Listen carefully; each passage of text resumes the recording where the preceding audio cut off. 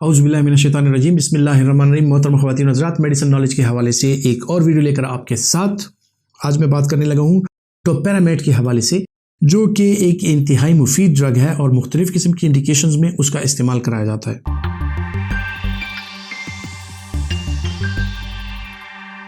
ख़वातीन हज़रात, टोपेरामेट जो है बुनियादी तौर पे ये एक एंटी कन्वल्सेंट ड्रग है, यानी जो फिट्स होते हैं, सीज़र होते हैं, सीज़र डिसऑर्डर, किसी को अगर दौरे पड़ते हों, ये उन लोगों के लिए बुनियादी तौर पे इस्तेमाल की जाती है। एपिलेप्सी के जो पेशेंट्स हैं उन लोगों के लिए बुनियादी तौर पे इस्तेमाल की जाती थी। लेकिन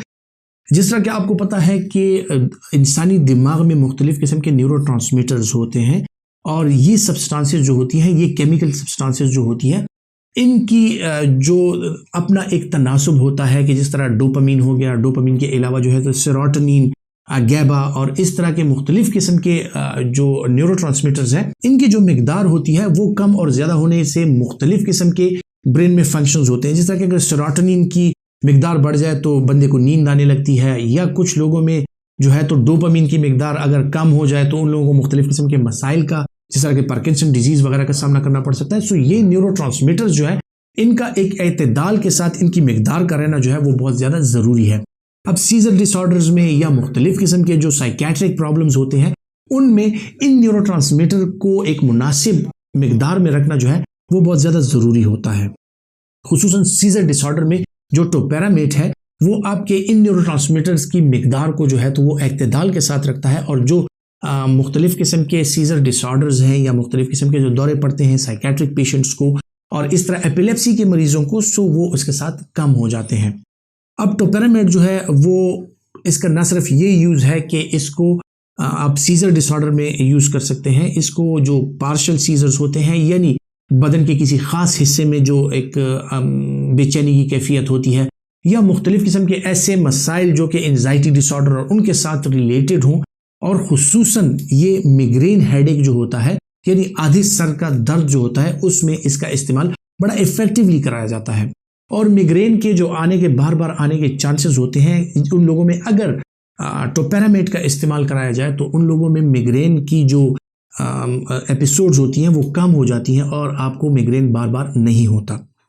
दो ये प्राइमरीली मिग्रेन के लिए ये ड्रग नहीं है, लेकिन जिन लोगों को मिग्रेन के अटैक्स बार बार होते हैं, खुसूसन ख़वातीन में ये ज़्यादा होता है, उन लोगों में अगर इसका इस्तेमाल प्रोफाइलैक्टिकली कराया जाए तो मिग्रेन के जो अटैक्स हैं वो कम से कम हो जाते हैं। लेकिन इसका हरगिज़ ये मतलब नहीं है कि ऑन गोइंग मिग्रेन अटैक कोई हो या मिग्रेन हेडेक के दौरान ही अगर आप इसका इस्तेमाल कराएं और मिग्रेन हेडेक कम हो जाए, तो ये नहीं है। ये बुनियादी तौर पे उसके अटैक्स को कम करने के लिए और जो थ्रेशहोल्ड ऑफ पेन है उसको बढ़ाने के लिए इस्तेमाल होता है, ताकि आपको मिग्रेन की शिकायत बार बार ना हो। इसी तरह ख़वातीन हज़रात, कुछ लोगों में, खुसूसन जिन लोगों में बिनाइन इंट्राक्रैनियल हाइपरटेंशन हो, उन लोगों में अक्सर औक़ात जो है तो ब्रेन एडिमेटिस रहता है, और इन लोगों में हेडेक के लिए जो है तो इसका इस्तेमाल जो है इफ़ेक्टिवली कराया जा सकता है। और उन लोगों में जो इंट्राक्रैनियल हाइपरटेंशन के मरीज़ हों, यानी उर्फ़ आम में अगर कहा जाए कि जिनके ब्रेन के इर्द गिर्द CSF यानी जो पानी है उसका मिकदार ज़्यादा हो और उस मिकदार में उसकी वजह से उनको बार बार हेडेक होता है, सो उन लोगों में अगर टोपेरामेट का इस्तेमाल कराया जाए तो उनमें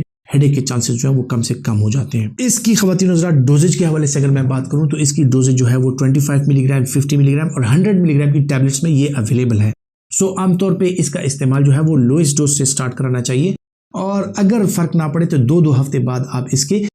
जो डोज है उसको आप बढ़ा सकते हैं। सो 25 मिलीग्राम डोज से इसको स्टार्ट करके और आप फिर 50 या 100 मिलीग्राम पे जा सकते हैं, डिपेंडिंग के जो आपका पेशेंट है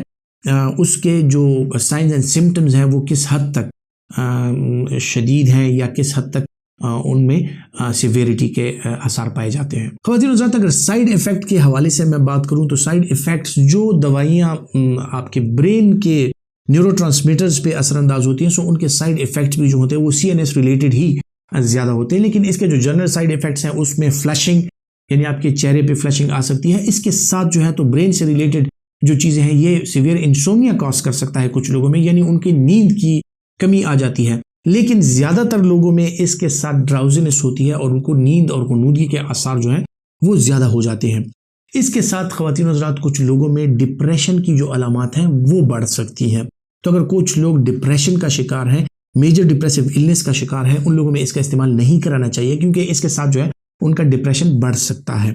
डिप्रेशन बढ़ने के साथ साथ जो डिप्रेशन के साथ रिलेटेड और चीज़ें हैं वो बढ़ सकती हैं, जिस तरह की सुसाइडल टेंडेंसीज हो गई या जिस तरह के होमिसाइडल टेंडेंसीज हो गई, एग्रेसिवनेस हो गई, पैनिक अटैक्स हो गए, ये इसके साथ बढ़ सकते हैं। इसके साथ जो है तो मुख्तलिफ किस्म की कॉग्निटिव फंक्शन जो है वो आपके डिस्टर्ब हो सकते हैं, यानी लैक ऑफ कंसंट्रेशन, आप एक चीज़ पे कंसंट्रेट नहीं कर पाते, आपकी मेमोरी जो है वो इसके साथ वीक हो सकती है। एज अ साइड इफेक्ट इसमें ये चीज़ें पाई जा सकती हैं कि आप एक चीज़ पे कंसंट्रेट या तवज्जो के साथ आप एक चीज़ पे फोकस नहीं कर सकते। जो मर्द हजरात हैं वो अगर इसका इस्तेमाल करते हैं तो उनमें लॉस ऑफ लिबिडो यानी उनकी जो शहवत है वो कम हो सकती है, और उसके साथ साथ प्री मेच्योर एजेकुलेशन की उनको प्रॉब्लम हो सकती है, उनकी टाइमिंग जो है वो कम हो सकती है। बाज़ लोगों में खुसूसन जो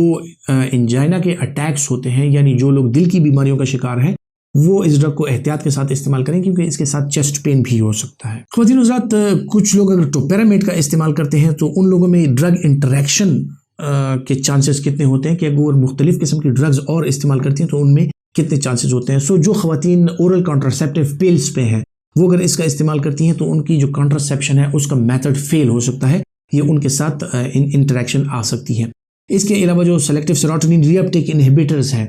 उनमें जो है तो जो एंटी डिप्रेसेंट्स के तौर पे इस्तेमाल की जाती हैं, उनके साथ अगर कंकॉमिटेंटली इसका इस्तेमाल कराया जाए तो ये इन इंटरेक्शन आती हैं। जो ख्वाब आवर गोलियां हैं, खुसूसन ज़ोलपेडिम का मैं जिक्र करूंगा, उसके साथ जो है अगर इसका इस्तेमाल कराया जाए तो गनूदगी जो है वो काफ़ी हद से ज़्यादा बढ़ सकती है, और आपका पेशेंट जो है वो मुसलसल आपको ये शिकायत करेगा कि उसका सर भारी रहता है और उसमें गनूदगी के जो आसार हैं वो बहुत ज़्यादा बढ़ जाते हैं। एपिलेप्सी के लिए जो लोग फिनाटाइन या वाल्प्रोइक एसिड का इस्तेमाल करते हैं सो उसके साथ भी इसकी इंटरेक्शन है, और इन लोगों में साइकियाट्रिस्ट को ये दवाइयाँ तजवीज़ करते हुए ख्याल रखना चाहिए कि ये दवाइयाँ आपस में इंटरेक्शन रखती हैं और इनकी जो डोजेज है उसको एडजस्ट करना पड़ता है। जो लोग लूप डायरेटिक्स का इस्तेमाल कर रहे हो ब्लड प्रेशर की वजह से या एडीमा की वजह से या किसी भी बीमारी की वजह से, अगर वो लूप डायरेटिक्स का इस्तेमाल कर रहे हैं सो उन लोगों में भी इसके साथ इंटरेक्शन के जो चांसेस हैं लूप डायरेटिक्स के साथ वो बढ़ जाते हैं। ख़वातीन हज़रात, टोपेरामेट का इस्तेमाल जो है वो किन लोगों को बिल्कुल नहीं करना चाहिए, किन लोगों में कॉन्ट्रा इंडिकेटेड है। इनमें जो बड़ी उम्र के लोग हैं, उम्र रसीदा लोग हैं, उनमें टोपेरामेट का इस्तेमाल बिल्कुल नहीं करना चाहिए। या वो लोग जो डायबिटीज़ का शिकार हैं और वो मेटफॉर्मिन ले रहे हैं, सो उन लोगों में चांसेस ये होते हैं कि इन लोगों में एसिडोसिस के चांसेस बढ़ जाते हैं और इनको मेटाबॉलिक एसिडोसिस हो सकती है। अगर वो कंकॉमिटेंटली मेटफॉर्मिन के साथ टोपेरामेट का इस्तेमाल करें तो इन लोगों में इसका इस्तेमाल नहीं करना चाहिए। इसके अलावा जो लोग क्रॉनिक लिवर डिजीज़ का शिकार हैं, सिरोसिस ऑफ लिवर का शिकार हैं या क्रॉनिक किडनी डिजीज़ का शिकार हैं, उनमें डायलिसिस का अमल जारी है, ऐसे लोगों में जो है तो टोपेरामेट का इस्तेमाल वो बिल्कुल कॉन्ट्रा इंडिकेटेड है। या वो लोग जिनको टोपेरामेट या इस तरह की और मुख्तलिफ किस्म की दवाइयों से हाइपर सेंसिटिविटी है, एलर्जी है, सो उन लोगों में इसका इस्तेमाल जो है वो हरगिज़ नहीं करना चाहिए। ख्वातीन हज़रात, ये ड्रग जो है प्रेगनेंसी और लैक्टेशन के दौरान सेफ नहीं है, इसका इस्तेमाल प्रेगनेंसी और लैक्टेशन के दौरान नहीं कराना चाहिए। यानी जो माएँ अपने बच्चों को दूध पिला रही हैं या जो प्रेग्नेंट हैं उन लोगों में इसका इस्तेमाल नहीं करना चाहिए। टोपेरामेट के हवाले से जो मालूमात मैंने आपको फराहम की, उम्मीद करता हूँ कि ये आपके लिए फ़ायदेमंद साबित होंगी, और अगर आपके लिए फ़ायदेमंद साबित हो रही हैं तो आप यकीनन अपने दोस्तों तक भी पहुँचाना चाहेंगे ताकि उनको भी ये मालूमात हासिल होती रहें। अपना बहुत सा ख्याल रखिएगा। अल्लाह हाफिज़।